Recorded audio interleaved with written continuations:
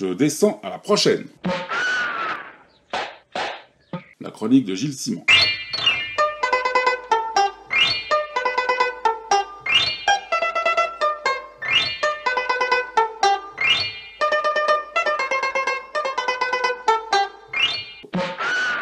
Le 15 décembre, les organisateurs du Festival d'Angoulême ont présenté le programme de la prochaine édition qui se déroulera à la fin de ce mois et ont dévoilé la sélection officielle des ouvrages en compétition pour les Fauves 2016. Comme tous les ans, mais sans doute chaque année davantage que la précédente, cette sélection fait débat, déclenche des controverses, voire des polémiques. Livrons-nous à une petite analyse.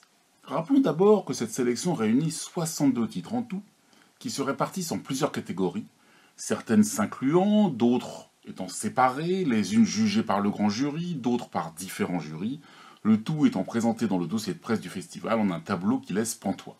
Le grand jury sera présidé par Antonin Baudry, le scénariste de Quai d'Orsay, sous le pseudonyme d'Abel Lanzac. Il sera entouré de Laurent Binet, écrivain, Nicole Brenez, professeur de langage des images, Philippe Collin, journaliste, Véronique Juge, libraire, Hamé, musicien et réalisateur, et Matt Madden, seul auteur de bande dessinée de Sataré aux pages. En résumé, la sélection officielle comprend d'abord 40 livres soumis au grand jury qui décernera 4 Fauves d'Angoulême. Celui du meilleur album, un prix spécial du jury, le prix de la meilleure série et le prix Révélation. Cette sélection officielle comprend également 7 rééditions ou éditions d'inédits anciens, également soumises au grand jury, lequel distinguera parmi elles le Fauve Patrimoine, qui récompense une œuvre appartenant à l'histoire mondiale de la bande dessinée, ainsi que le travail éditorial qui a permis de le redécouvrir. À côté de cette compétition principale, figurent 10 titres jeunesse, soumis à un jury d'enfants de 8 à 12 ans, qui remettront le Fauve Jeunesse. Ce qui ajoute à la confusion puisque ce prix porte le même nom que les prix officiels remis par le grand jury. Enfin, curiosité spécifique à ce festival, dont les partenaires et sponsors sont gérés de façon on ne peut plus originale, une sélection Polar SNCF réunit 5 albums qui concourent pour le Fauve Polar SNCF. Ici aussi, qu'on ne s'y trompe pas, malgré son nom, ce prix, lui non plus, n'est pas décerné par le grand jury, mais par un mystérieux jury de personnalité. Tout cela est d'une rare complexité et s'expose donc à beaucoup de contestations. Dans les grands festivals compétitifs, à Cannes par exemple, les critiques portent généralement sur le palmarès. À Angoulême, c'est plutôt la sélection officielle qui fait débat au sein de la profession et sur les réseaux sociaux. Les reproches qui lui sont faits sont de diverses natures.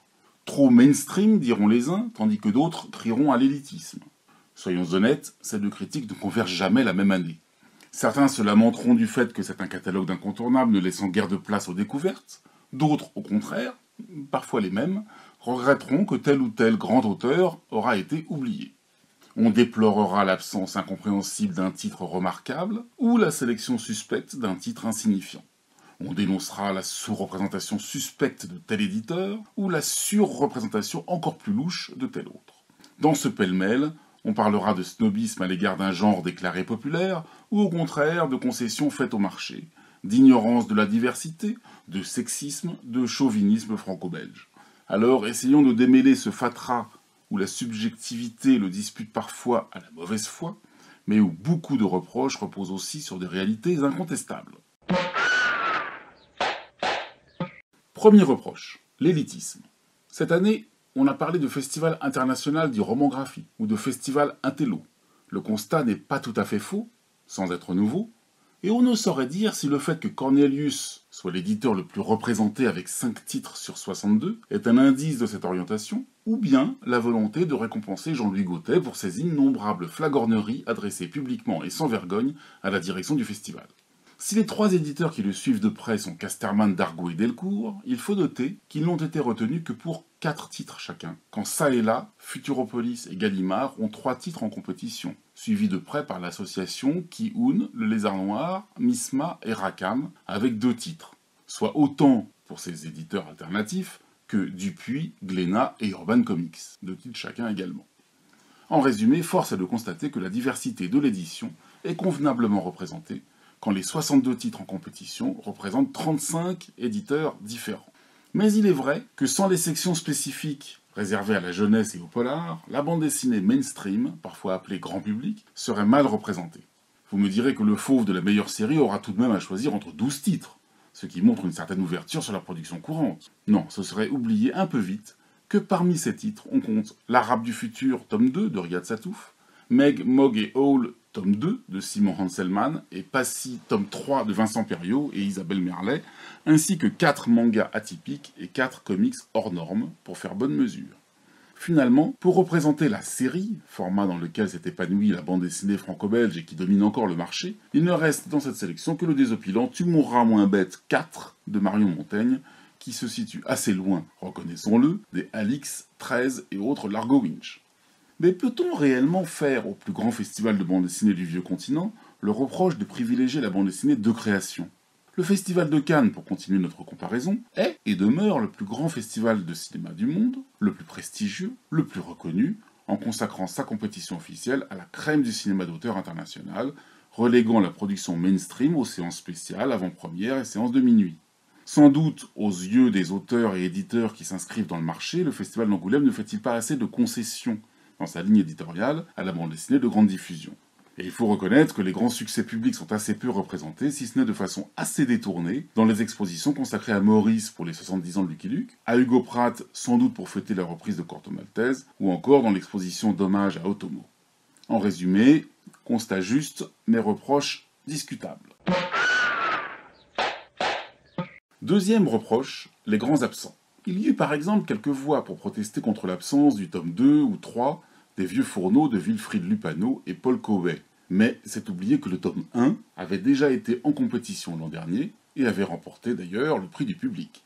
Chacun pourra faire sa propre liste de grands oubliés. Pour ma part, j'en citerai facilement une dizaine. Mais le principe d'une sélection, c'est de faire des choix. Et ces choix, qui relèvent d'une ligne éditoriale, ne peuvent pas être les mêmes pour tous. Le principal étant qu'on ne puisse pas juger illégitime une bonne part de la sélection proposée au grand jury, ce qui me semble le cas cette année. Cependant, quand un titre ne figurant pas dans la sélection semble très au-dessus d'une grande partie de ceux qui y figurent, et que cet avis est partagé par beaucoup, on peut parler d'un grand oublié. J'ai ainsi moi-même déploré l'absence inexplicable de Zai Zai Zai Zai, le pamphlet le plus hilarant de l'année. En forçant un peu, il aurait pu représenter une vision originale du polar dans la sélection Polar SNCF, avec plus de légitimité en tout cas que Undertaker, qui figure dans cette catégorie alors que c'est un western. Personne ne le contestera. Enfin, il aurait permis à son éditeur, le très méritant Six Pieds Sous Terre, de figurer dans la sélection. Non, décidément, l'oubli du livre de Fab Caro est aussi inexcusable, impardonnable que l'an dernier celui de la vision de Bacchus de Jean Dittard. En résumé, reproche infondé à une exception près, mais elle est de taille. Troisième reproche, le catalogue d'incontournables. Reprenons notre comparaison avec Cannes, auquel on fait régulièrement ce même reproche du manque de surprise dans une compétition où l'on retrouve invariablement les frères Cohen, Gus Van Sant, Lars von Trier, Pedro Almodovar, Nanni Moretti, Wong Kar-wai, Michael Haneke. Mais comment éviter de les sélectionner quand leurs films restent au-dessus de la mêlée ? De la même manière, à Angoulême, comment ignorer les albums de Zeina Abirached, Nicolas de Crécy, Étienne Davodo, Ludovic Deburme, Kilofer, Luz, Richard Maguire, Hugues Micol, David Prudhomme et Pascal Rabaté, Dash Shaw, Adrien Tomine, Bastien Vivès et Rupert Émulot. On ne comprendrait pas qu'un festival de haute tenue passe à côté de ces talents incontestés et incontestables. Alors, on pourra toujours ergoter sur la sélection de Richard Corben ou Daniel Gossens, que certains jugeront superflue. Mais on ne pourra que saluer l'invitation à la découverte que représente dans cette sélection prestigieuse la présence de Benjamin Adam, Jacob Hinrichs, Matthias Lehmann, Anders Nielsen, Pozla, Marcello Quintanilla, Pietro Scarnera, Olli Schroven. Un grand festival doit aussi être un défricheur. Et Angoulême remplit ce rôle, ce que lui permet le très grand nombre de titres en compétition. Peut-être un système de sections parallèles à l'intérieur de la compétition, plutôt qu'axé sur un genre comme le polar, pourrait être une section de découverte, comme l'est Un certain regard à Cannes, le Panorama à Berlin ou Horizonti à Venise, pour parler des 3 plus grands festivals de cinéma. En résumé, reproche difficile à défendre, mais qui pose question. Quatrième reproche, un prix du public détourné. C'est là le principal point noir du système compétitif mis en place par l'organisateur du festival avec son sponsor principal, la chaîne de grande surface de loisirs Cultura. En effet, pour le fauve du public, parrainé par Cultura, le public est invité à choisir non pas parmi les 62 titres de la sélection officielle, ni même parmi les 40 titres de la sélection principale, mais au sein d'une sélection de 12 titres prélevés par les libraires Cultura parmi les livres de la sélection officielle. Dans un billet d'humeur de l'excellent site spécialisé du Neuf, Xavier Gilbert résume bien la situation. Je le cite. Pour Cultura, une sélection officielle de 40 titres, c'est beaucoup trop. Alors on fait le tri, on sépare le bon grain de livret et on accouche d'une liste de 12 titres forcément plus présentables. Dégraissage ou recentrage, place aux valeurs sûres et aux grands éditeurs. Ainsi, le quatuor Média Participation, Delcourt, Glénat, Gallimard compte désormais 10 des 12 titres ainsi sélectionnés, contre 18 sur 40 pour la sélection officielle. On le comprend, il ne faudrait pas que le public s'intéresse à un album qui ne serait pas convenable, pas assez public justement, ou pire, pas assez vendeur. Fin de citation. Voilà qui relativise considérablement ce que j'ai dit précédemment sur la représentation de la diversité de l'édition dans cette sélection. Il y a dans cette démarche extrêmement discutable à la fois un aveu de démission de la part du premier festival de BD de France et une forme de mépris du public de la part d'une entreprise bien plus commerciale que culturelle. En résumé, reproche parfaitement fondé. Cinquième reproche, le sexisme. Sur les 82 auteurs figurant en couverture des 62 albums de la sélection officielle, ne figurent que 16 femmes.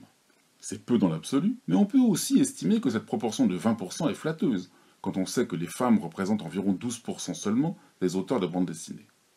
Mais le reproche qui a été adressé au festival par le décidément très actif collectif des créatrices de bande dessinée contre le sexisme porte plutôt sur le manque flagrant de parité dans la composition des instances de décision que sont le comité de sélection d'une part et le grand jury d'autre part. Après avoir constaté que de plus en plus de femmes publient de la bande dessinée, mais encore davantage de femmes font de la bande dessinée leur métier et ou leur passion, éditrices, libraires, universitaires, bibliothécaires, journalistes, enseignantes, critiques, chargées à la culture, attachées de presse, lectrices, le collectif déplore que malgré la présence d'autant d'hommes et de femmes circulant sous les chapiteaux du FIBD, il n'en est rien pour les jurys de sélection. Sur les 12 dernières années, le jury qui remet les prix n'est constitué en moyenne que de 23,8% de femmes, proportion qui tombe à seulement 14% dans le comité de sélection. Devant cet enjeu important, le collectif, qui compte désormais 150 créatrices de bande dessinée, demande donc aux organisateurs du festival d'Angoulême d'appliquer la parité dès l'année prochaine, et proclame « Il n'y a aucune raison de ne pas le faire, qui a peur de la parité ?» À l'heure où les festivals, comme les organismes publics dans leurs commissions et jurys, appliquent désormais une parité d'ailleurs exigée par les textes, le festival d'Angoulême s'honorerait à ne pas rester l'un des derniers bastions d'un sexisme d'avant-garde. En résumé, reproche légitime et fondé, malgré un très léger progrès, puisque cette année les femmes représentent 28% du grand jury, 2 pour 5 hommes, et 28% du comité de sélection, 2 pour 5 hommes également, qui sont Juliette Salin de Fleurus Press et Isilda Tribault, cadre du festival. En conclusion, je voudrais ajouter une note personnelle en adressant mes sincères félicitations pour leur sélection en compétition officielle à Maïli Bernard, Marine Blandin, Sébastien Chrysostome, Nicolas de Crécy, Annelie Furmark, Richard Maguire et Alvaro Ortiz, tous anciens résidents de la Maison des auteurs d'Angoulême, que je suis fier d'avoir présidé de 2004 à 2007 avant qu'elle soit ensuite intégrée à la Cité de la BD, que j'ai dirigée de 2008 à 2014. Ces 7 nominations, un record, représentent, pour une part du moins, une forme de reconnaissance de la valeur de cette résidence internationale d'artistes qui a accueilli en 12 ans 150 auteurs de bande dessinée, illustrateurs et cinéastes d'animation, et donné naissance à des œuvres magistrales. Vous pourrez voir, pendant le festival d'Angoulême, une exposition, comme chaque année, consacrée aux œuvres en gestation des résidents de l'année. Bon, moi je descends à la prochaine. Mais je descends qui à la prochaine ?